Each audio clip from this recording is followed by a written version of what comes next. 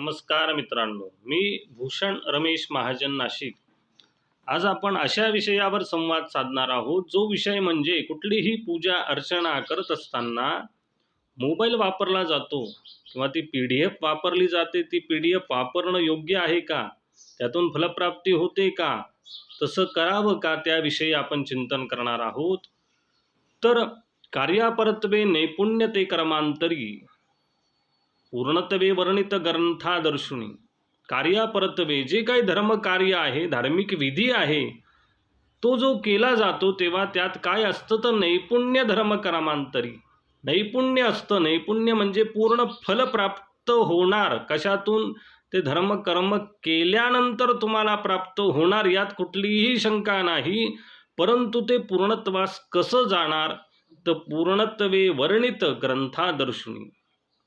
ते पूर्ण फल तुम्हाला केव्हा प्राप्त होणार तर तो विधी जो आपण करतोय, तो विधी ज्या ग्रंथात वर्णित आहे, पूर्णत्वे वर्णित ग्रंथादर्शुनी, ज्या वर्णित आहे, ज्या ग्रंथामध्ये वर्णन केलं आहे, त्या ग्रंथात दर्शुनी, त्या ग्रंथात बघून जेव्हा ते कर्म केलं जाईल तेव्हा त्यातून तुम्हाला नैपुण्य प्राप्त होणार आहे, पूर्ण फल प्राप्त होणार आहे. ग्रंथादर्शुनी, ग्रंथ बघून तेव्हा प्राप्त होणार आहे.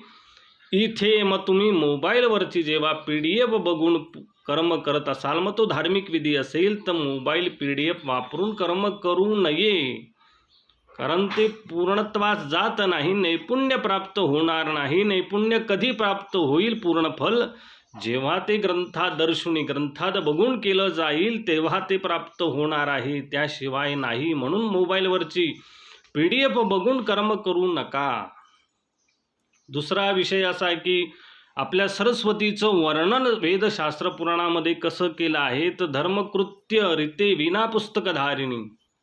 सरस्वतीचं वेदामध्ये पुराणांमध्ये वर्णन कसं आहे तर विना पुस्तकधारिणी. त्या भगवतीच्या हातामध्येही विना आहे, पुस्तक आहे, पुस्तकधारिणी, पुस्तक धारण केलेलं आहे. म्हणजे त्या सरस्वतीच्या हातातही पुस्तक आहे आणि आपल्या हातात मोबाईल आहे, त्या मोबाईलमध्ये PDF आहे. त्यानुसार कर्म करतोय. ज्या भगवतीचं वर्णन कसं आहे ना, आपण कर्म ती सरस्वती ग्रंथ स्वरूपात न वापरता, ग्रंथ स्वरूपात जवळ न ठेवता, मोबाईलमध्ये PDF असेल त्यातून कर्म करत असू तर त्यातून वर्णित कृत्य फलप्राप्ती. मग त्यात वर्णनानुसार कर्म घडत नाही, कारण ग्रंथच जवळ नाही, त्यामुळे त्यातून नैपुण्य प्राप्त होणार नाही. म्हणून मोबाईलवरतून PDF बघून कर्म करू नये. मग पुढे जेव्हा धर्मकृत्य साधगुण्य ग्रंथासवे, धर्मकृत्य धार्मिक विधींचं साधगुण्य पुण्य फल केव्हा जेव्हा ग्रंथात दर्शन केलं जातं तेव्हा दृकचित्ते वेधुनी मंत्रा पठती. दृकचित्ते म्हणजे बघून, मोबाईलवरची PDF बघून जेव्हा कर्म केलं जातं, मंत्र म्हटले जातात, तेथे फलप्राप्ती साधगुण्य प्राप्त होणार नाही. जेव्हा मोबाईलवरून कर्म केलं जातं तेव्हा तो कर्ता असेल किंवा यजमान असेल, पुरोहित असेल, कुठल्या गोष्टींपासून वंचित राहणार तर शब्द ब्रह्म अक्षर रूप ते सरस्वती. ग्रंथाची निर्मिती कशी झाली तर शब्द ब्रह्म अक्षर रूप सरस्वती. जेव्हा शब्द अक्षर रूपात, ओवी स्वरूपात जेव्हा वर्णित होतात, लिहिले जातात, तेव्हा ग्रंथाची निर्मिती होती. आणि तो ग्रंथ जवळ ठेवून जेव्हा कर्म केलं जाईल तेव्हा ग्रंथ स्पर्श दर्शन विरक्ती न घडे तेथेची. मग ग्रंथाचं दर्शन होणार, स्पर्श होणार, या गोष्टी ग्रंथांवरून कर्म करताना होणार. ग्रंथच नसेल आणि तिथे मोबाईलची PDF असेल तर ग्रंथाचं स्पर्श नाही, दर्शन नाही. या गोष्टींपासून तो कर्ता आणि यजमान, करविता हा दोघंही वंचित राहणार आणि त्यातून मग साधगुण्य नैपुण्य प्राप्त होणार नाही. अन्य साधन ते शास्त्रविरोधी विपरीत विकृत विनाश तात्काळी. अन्य साधन अधम ते शास्त्रविरोधी. ग्रंथ सोडून, ग्रंथाव्यतिरिक्त तुम्ही जर कर्म करत असताना अन्य साधन म्हणजे याच्यामध्ये मोबाईल आला, PDF आली, ते अधम आहे. ते शास्त्र विरोधी आहे, शास्त्र विपरीत आहे. जेव्हा मोबाईलवरून PDF वरून कर्म केलं जातं ते शास्त्र विपरीत, शास्त्र विरोधी ठरतं आणि अशी विपरीत कृती विनाश तात्काळी. अशा प्रकारे जेव्हा ते कर्म घडेल, मोबाईलवरून PDF वापरून जेव्हा कर्म केलं जाईल तेव्हा काय होईल तर विनाश तात्काळी, म्हणजे त्या कर्माचा, त्या धार्मिक विधीचा फलप्राप्ती होणार नाही. काहीतरी न्यूनता, अल्पता त्या कर्मामध्ये राहणार.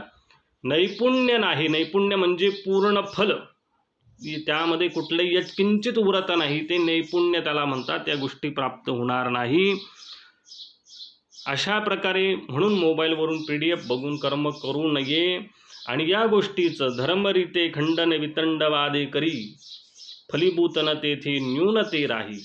अशा प्रकारे या गोष्टींचा वापर करून त्यावरही निर्णय न घेणं, त्याचं चिंतन न करणं की आपल्या हातून या गोष्टी घडायला नको, या बाबतीत चिंतन न करता त्यावरती हे कसं योग्य या गोष्टी पटवून देण्याचा प्रयत्न करत असतील, त्यावर वाद न करता संवादाची आवश्यकता आहे. जे शास्त्र विपरीत आहे ते विपरीतच आहे, त्याने फलप्राप्ती नाही, ही गोष्ट लक्षात ठेवा.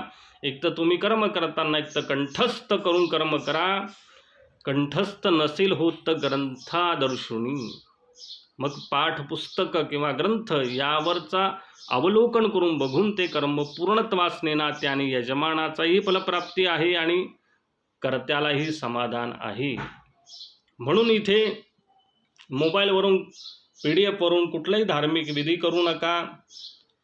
तिथे ग्रंथच हवे. हे पारायणाबाबतीतही त्या गोष्टी सांभाळल्या पाहिजे. जेव्हा आपण पारायण करतो तेव्हा गुरुचरित्र असेल, नवनाथ पारायण असेल, सप्तशतीचा पाठ असेल, या गोष्टी ग्रंथावरूनच कराव्या. ग्रंथावरूनच फलप्राप्ती आहे. ही PDF बघून कुठलाही पारायण किंवा सप्तशतीचा पाठ करत असतील त्यातून फलप्राप्ती नाही. कारण ग्रंथामध्येच लिखित आहे की ग्रंथ छापील वापरावा, त्यावरून पारायण करावं. हे ग्रंथातच लिहिलेलं आहे.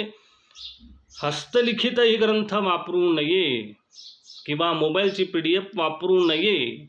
ती ग्रंथ छापीलच हवा, हे ग्रंथातही लिहिलेलं आहे आणि ते शास्त्र प्रमाणित आहे.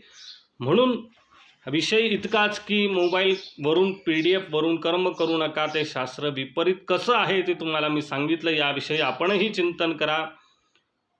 धन्यवाद.